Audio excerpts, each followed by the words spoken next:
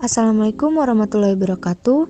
Halo semuanya, kami dari Kelompok Bulan ingin mempresentasikan tentang infografi seni patung. Sebelumnya perkenalkan, nama saya Jessica Putri Lamoso dan ada Ismi Indriani, aku Nur Mahmud Hanifah, Edis Aulia Rizky dan juga Ayu Wandini. Nah, jadi seni patung itu terbagi menjadi 6 loh. Yang pertama ada pengertian seni patung, yang kedua ada sejarah, yang ketiga ada jenis, yang keempat ada fungsi, yang kelima ada alat dan bahan, dan yang terakhir ada teknik. Berikut penjelasannya. Materi yang pertama tentang pengertian seni patung akan dijelaskan oleh Ismi Indriani.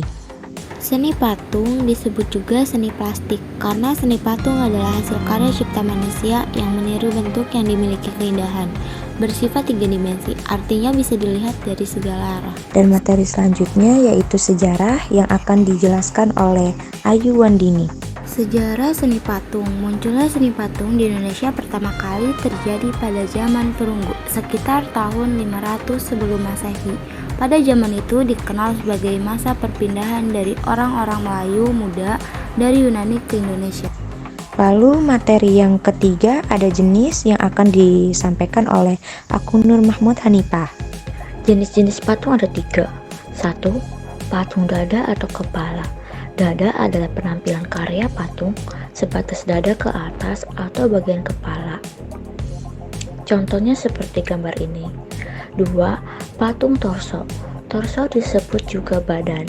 Patung torso adalah penampilan karya patung yang hanya menampilkan bagian dada, dari dada, pinggang, dan panggul. Contohnya seperti gambar ini. 3. Patung lengkap. Penampilan karya patung lengkap maksudnya terdiri dalam badan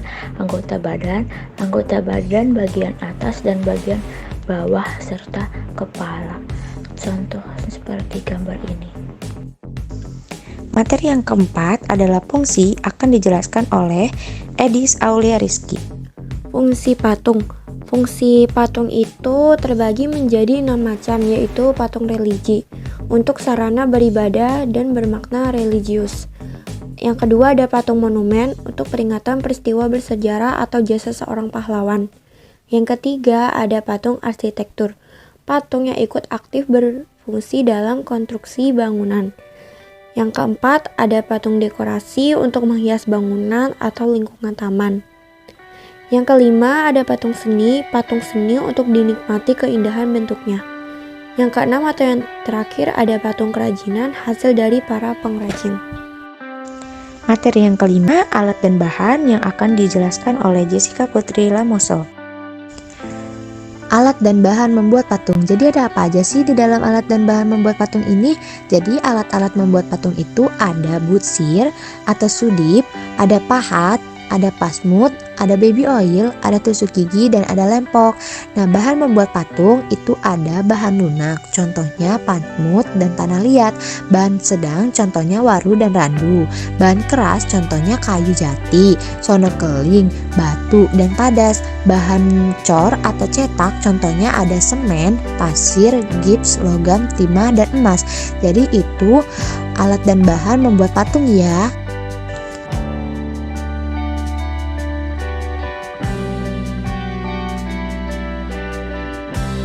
Ada 5 macam teknik pembuatan seni patung.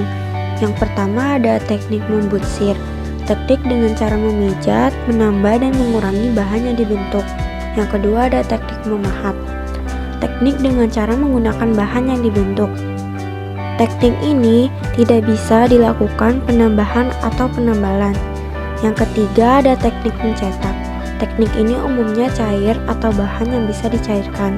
Yang keempat ada teknik konstruksi, membuat patung dengan cara menyusun bahan, baik kerangka atau tanpa kerangka. Yang kelima atau yang terakhir ada teknik pijit, membuat patung cara memijit untuk mendapatkan bentuk. Teknik ini biasanya bahan lunak yang dijadikan media, contohnya tanah liat atau kulit.